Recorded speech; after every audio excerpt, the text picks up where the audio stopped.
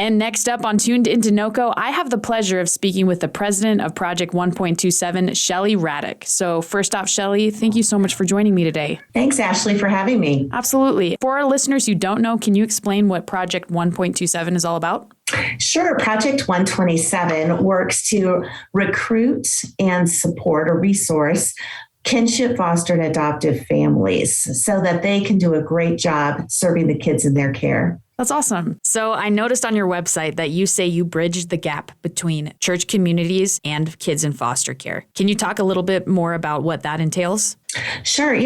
Our strategy is to leverage relationships that we have with church and church communities and involve them in doing things like providing a respite event or a closet where foster, kinship, and adoptive families can come pick up clothes, or just a kids night out, anything that they as a congregation could do to serve these families. Definitely. So what are the steps required to become a certified foster parent? Well, first of all, anyone over 21 can apply to be a foster parent. You don't have to, be a parent already or have a big house or anything like that, just a bedroom space for a kid.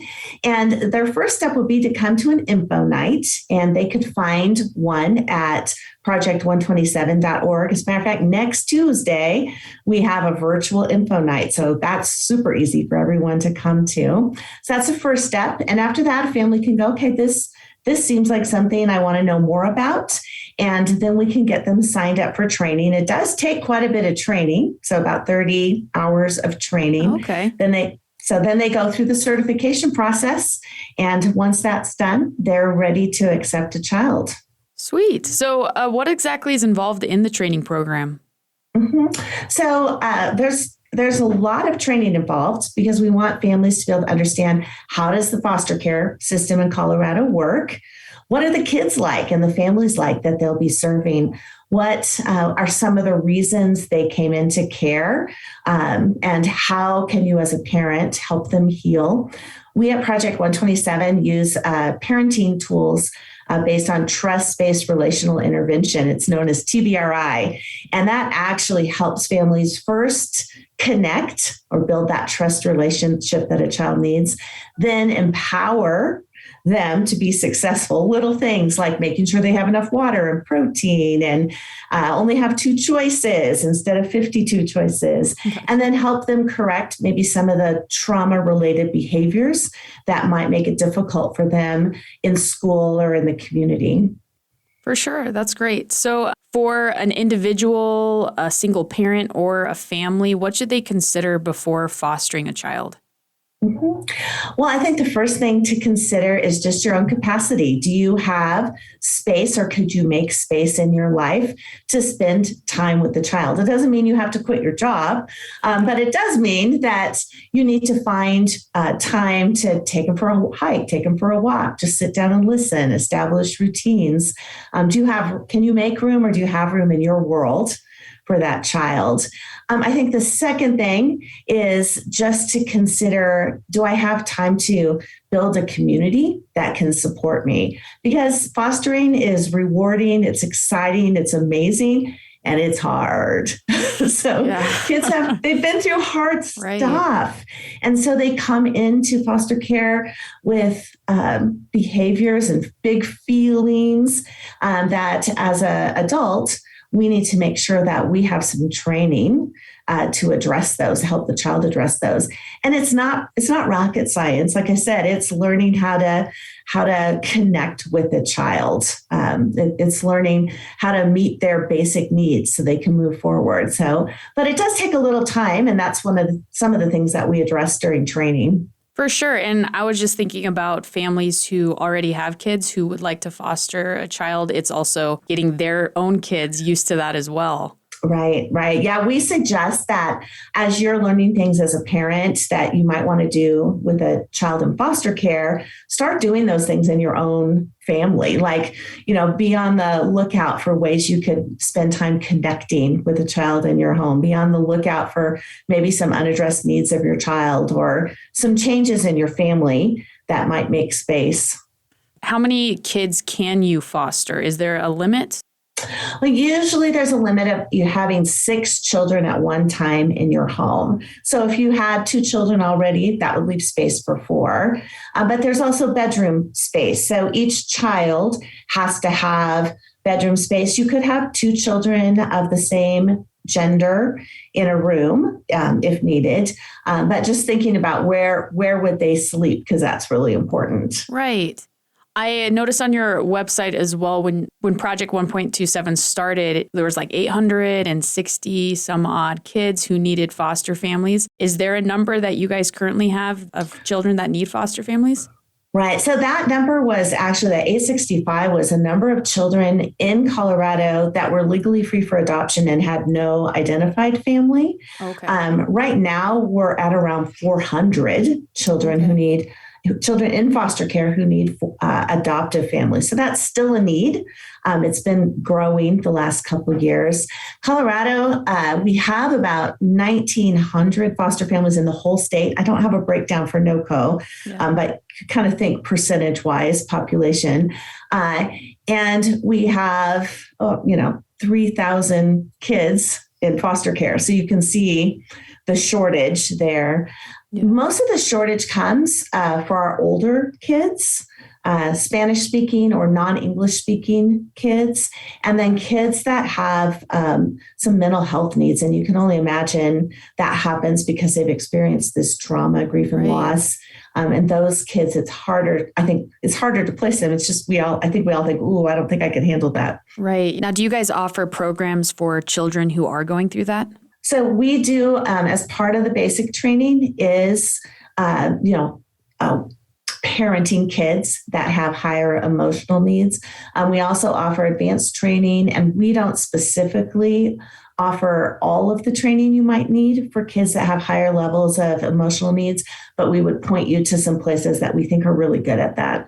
Cool. That's amazing. Ashlee, I'd say one thing, training is really important, but I'll just add, having a supportive community is also equally important. A community that you can talk to, they'll kind of get the kids you're serving and understand a little bit about how they could be part of helping them heal and grow, but also a community that can give you a break from time to time when you need a little rest, a community that's just encouraging you, maybe dropping off meals, things that can give you space to connect with and empower the child you're serving. For sure. Yeah, thanks for that. So it is National Foster Care Month, but I'm sure it's always National Foster Care Month for you guys. What are you guys doing this month in particular to celebrate that? Yeah. This month, we're having a conference so that foster families can come and just be refreshed and equipped and loved on. So that's happening this weekend, actually. But we have some churches that have respite events coming up. We're sharing about the needs in the community. We're doing a recruiting event this Tuesday. So that's all happening. And quite frankly, we just keep doing the things that we always do, working with churches to have foster closets. So if you have a new child coming to your home, you can come and get shoes and backpacks and, all those kinds of things that you have a kid arrive and suddenly they need. Absolutely. Do you guys accept donations? Is there a place people can go? Yeah, our foster closets, they do accept donations of brand new and very gently used items. And you could go, just email us at info@project127.org and we can connect you with your closest closet. Okay. Well, that's awesome. Really cool. Kind of switching gears here. How did you get involved in all of this? What's your background? Great question, Ashlee. So my parents adopted one of my brothers through foster care. And I have an aunt who was in foster care before she married my uncle. And so it wasn't that unusual when my husband and I were married and talking about family for us to talk about, hey, we'd love to have a couple kids. We call it Plan B, biological. But we'd also like to foster, maybe adopt through foster care. And so we did become foster parents. We only served 3 children because 2 of them we ended up, they weren't able to reunify with their family and we ended up adopting them. And way. Just personal experience. That's great. So kind of going off of that, what's the normal time frame for fostering a child? I know if you can hear me laughing, Ashlee, it's because there's no normal in foster care. Okay. Yeah. However, I can tell you maybe kind of averages. Yeah. So on average, a child is in foster care for about 2 years. But some kids shorter, their family is able to quickly address the safety needs in their home and the child can go home.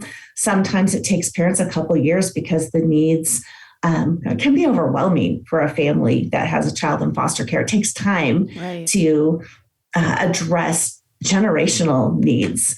And then a child could stay with you longer. Really, I think in our state, it's terrific. They're really working for a permanency plan for a child. So most children, like if you came in at 5, you probably won't still be in foster care at 18. You'll have, they'll have found a guardian, a family member that might have you've been adopted into your foster home or another adoptive family. That's awesome. But I'd say, children could stay maybe up to 4 years without any kind of permanence, either reunifying with their biological family or another permanency option. I don't know if that helps at all. No, absolutely. So you're talking to someone who knows very little about the whole system. But for somebody who is fostering a child, if they want to take the next step and adopt that kid, what are the steps they need to go through? Yeah, I was just reading the Foster Hope, Foster Love, Foster Colorado Kids on the Colorado Department of Human Services website. And they were saying that foster families right now are the #1 source of adoptions for children. No way. But first, what happens is you really work hard to see if you can make that child's family safe, bring the family back together. And then also your caseworker is looking for any other family members and extended family members where it wouldn't be a totally new environment for a child. So they're looking for that. But after that, it's definitely the foster family. If those avenues, they just aren't going to work, then the foster family is the next to look at adoption. Okay, great. Well, it's amazing what you guys do. Shelly, thank you for speaking with me today. Oh, thank you, Ashlee, for the opportunity. We want people all across NoCo to know that there are kids in their community that could use great foster and honestly adoptive families. And everybody can get involved in some way, from bringing a meal to dropping off something at one of the foster closets to considering coming to Info Night next Tuesday night and learning more. Awesome. Well, is there anything else you'd like our listeners to know?